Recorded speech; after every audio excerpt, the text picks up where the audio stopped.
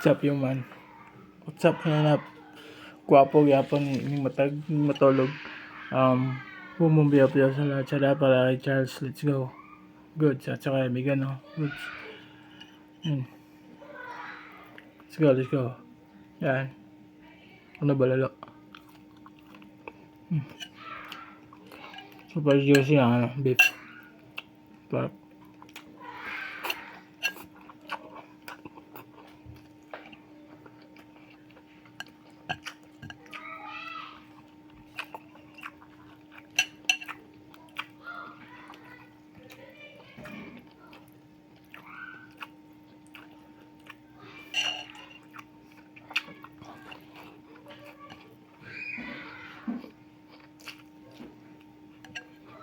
oh.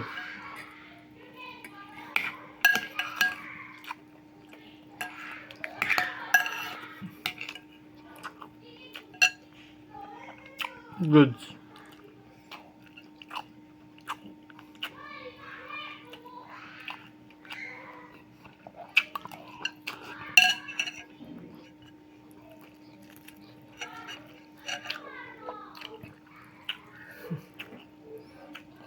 Go.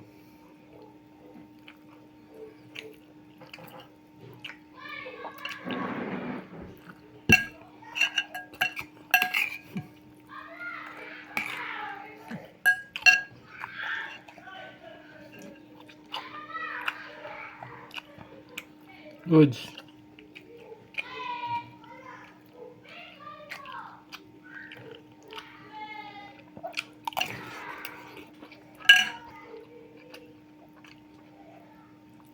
Let's go.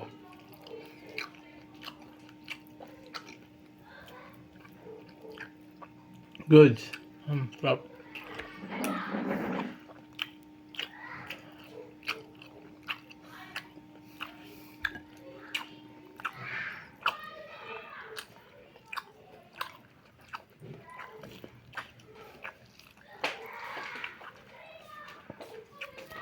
Go.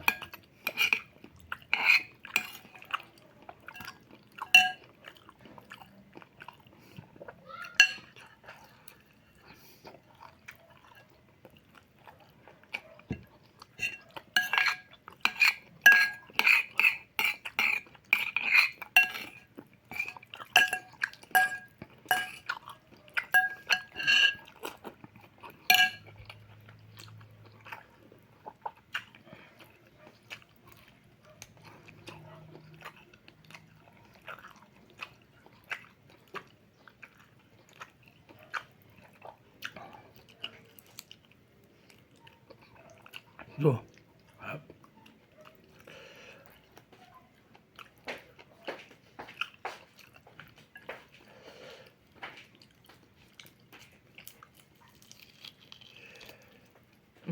Good.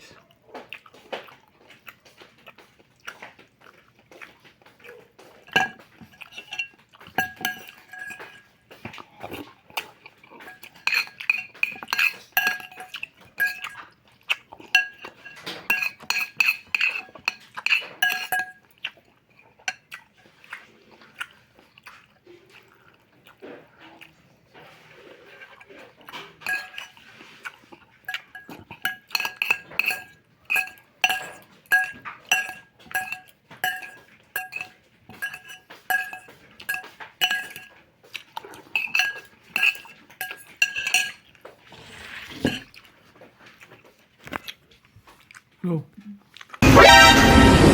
Kaya mapangat. Sesi ni ah. Uy, sesi ni. Sesi. Ngayon tol, naka-order tayo ito ng manok. Tangina tol. Dadala ko ng plato na may kanin. Tapos pauwi, ganito dala ko ulit. Wala ka tol. Wala kang hiyang-hiya. Ito nakuha ko to kanila ka Bombay. Sa kanila Kuya Wang. Fried chicken. Ano to kay? Tolor kasnyaw. Fried chicken.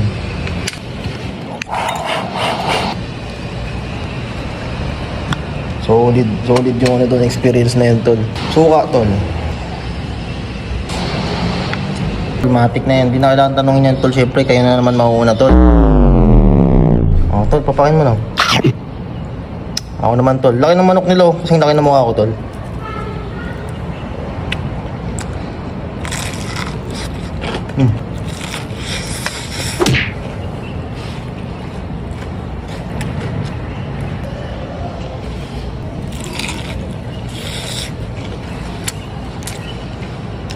Tol, kamusta araw-araw nyo tol?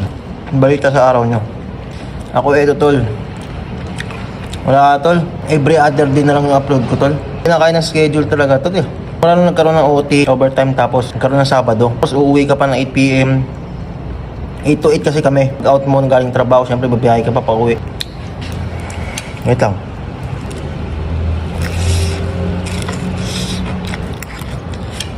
Sapat ko kasi tol, parang hirap eh. Hirap pagsabayin. Kaya pag walang OT tol, kaya eh. Imbes na ipahinga mo na lang tol. Gumigising pa ako ng maaga dito sa amin tol. Biyahe ka pa ulit. Basta tol, ang hirap ng routine ko ngayon eh. Pero kaya naman tol. Ito nga ngayon tol, linggo, nagagawa ko ng paraan.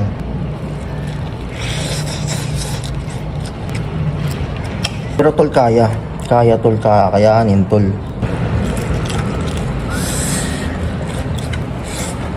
Sa loob sana ako kakain tol, kaso tulog si RC. Ayun lang tol. Tol, gusto mong balat? Pakain mo na. Ano tol eh. Yung iba tol, may nag-ano pa sa akin. Nagtatanong bakit nila daw araw-araw upload ko, nasaan na yung upload ko. Nga tol. Pero pag nawala ng OT tol, siguro kakayanin ko araw-araw yun. Legit yun tol, kaya yun. Wala eh.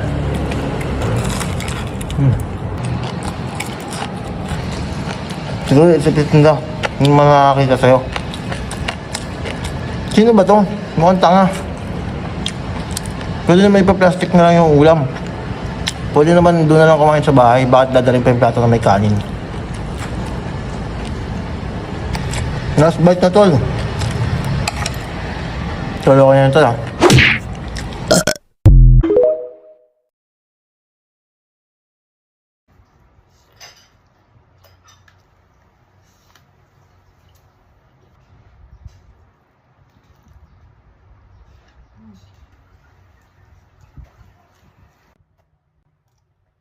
Potato corner.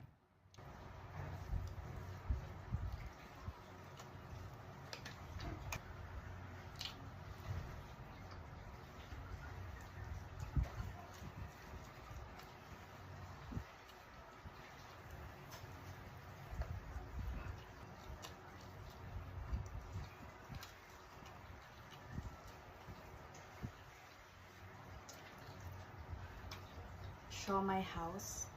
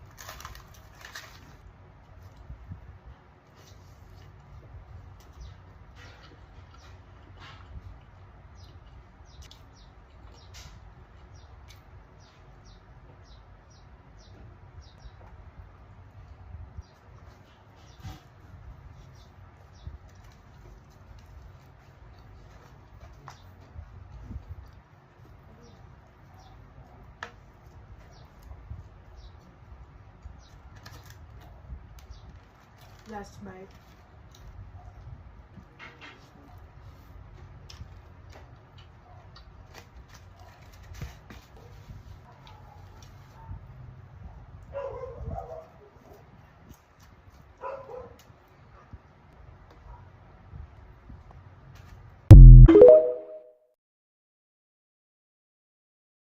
Galing pa tong Las Piñas ha. Tingnan natin kung malutong pa. Wait lang, sausaw natin.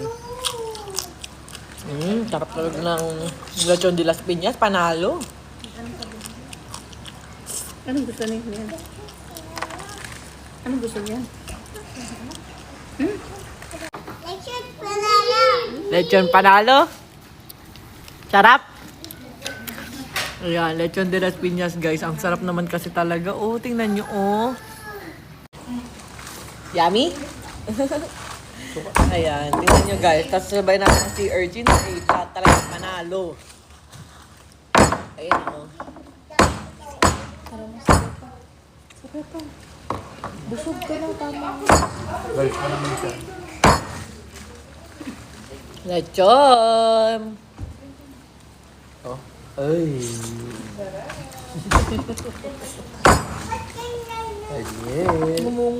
Ayan. Nakatingin sa lechon. Dali ko kung laki. Si urchins. Kurot. Sabay kurot. Carrots, ang guys. Yun. Di ba? Biglang ka na. Yes, yummy. Ayan, order na kayo guys. Lechon de Las Piñas. Sabihin nyo yung lechon na kinakain ni Rosmar. Ganun.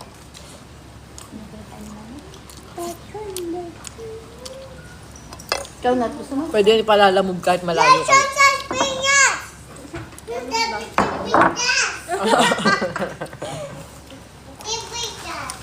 No. Nat, gusto mo ba? Ay, kumain. Gusto mo. Ay, ayan, may banana. Gusto mo ba banana? Sama? Urchins. Uy! Ay, ano nga, balat? Oh. Tingnan niyo yung mga anak ko. Favorite din ang lechon. Tinatanyal naman eh, nakatingin na bawal pa sa'yo, baby. Gusto din ng lechon.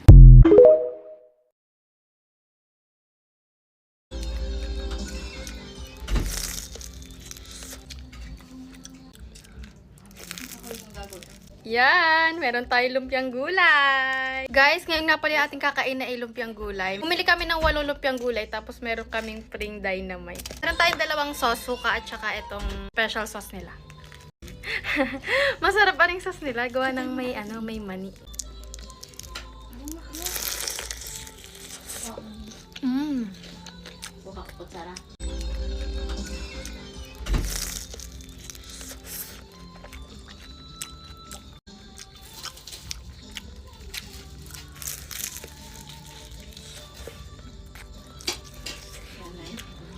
Try naman natin ang dynamite. Favorite ko din ang maanghang.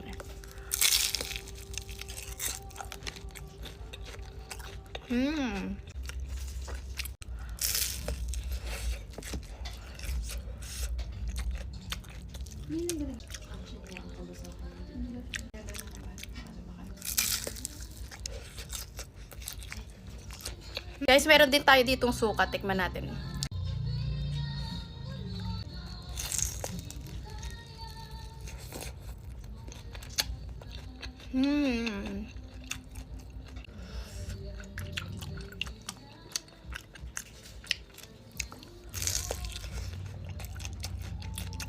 Mas gusto ko itong special sauce nila.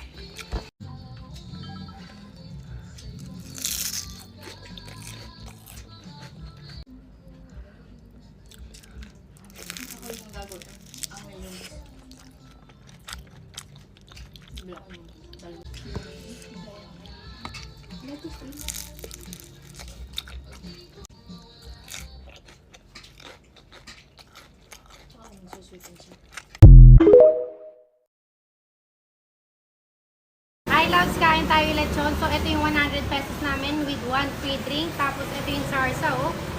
Ooh. Balat, ang sarap po. Ayan, oh, balat.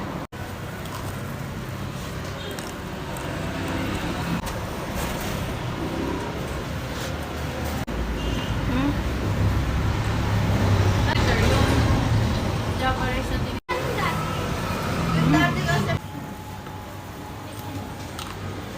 May kain tayo. Let's go na dito. Ano yung nahalo na lang ba sa kanin? Natin lang yan. May snacks yan.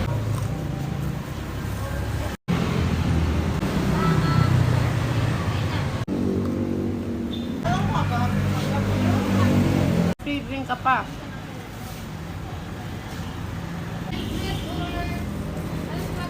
Pwede to i-deliver ha. PM lang kayo dito. Ilalagay ko dito.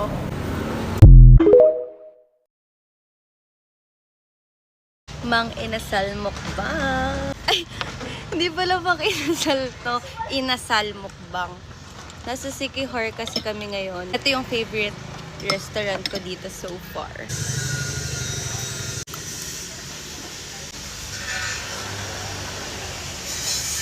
Guys, mabili ako. No. Bigyan ko to. Sige na. Ganito kaming maninipis. Half price lang. Half rice cooker. Inasal. Sile.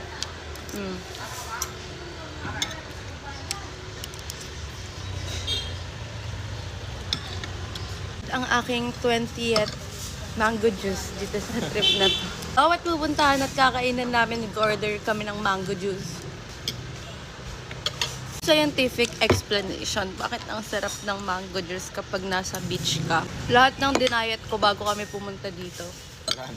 Wala na. Diba? Nasira na lahat. Kasi ang sarap ng mga food dito.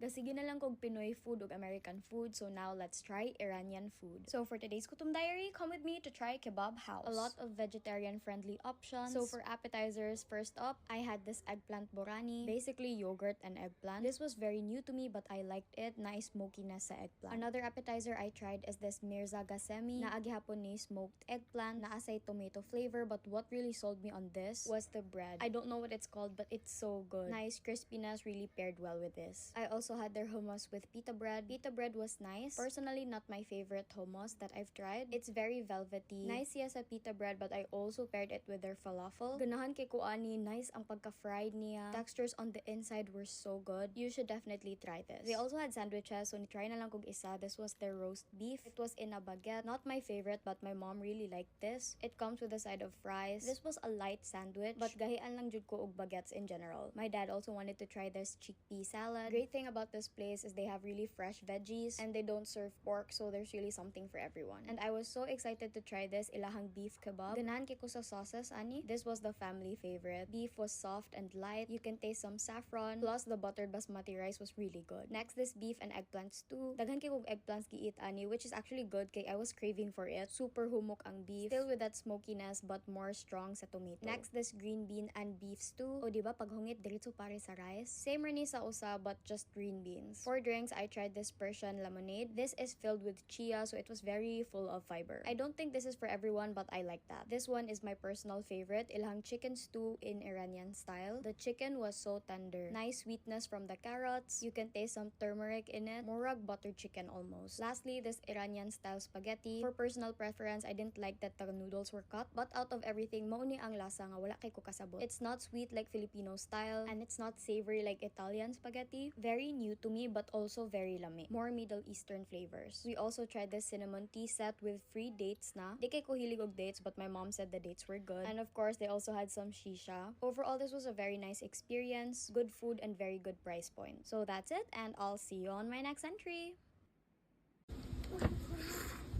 Ay, ano ba? Ay, wag kayong ayan, ayan, sabi ko, wag kayong maglaro dito. Diyos ko kanina. Nakita ko pa yung bro. Ito yun.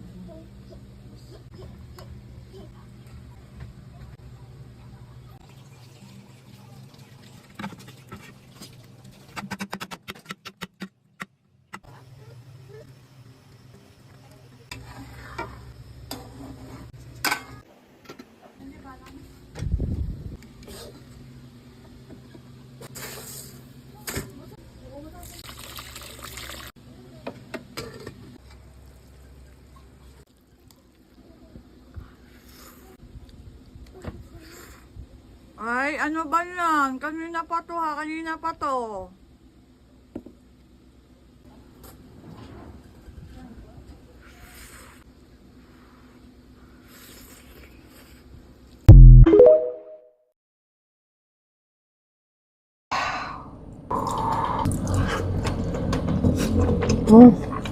Kain, kwek-kwek.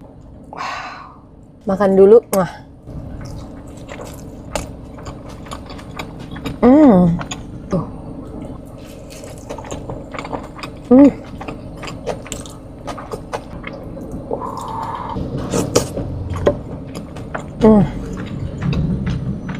Tuh.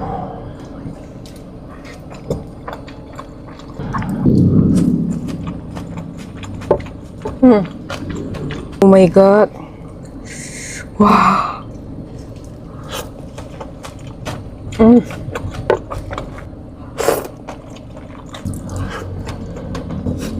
Wow.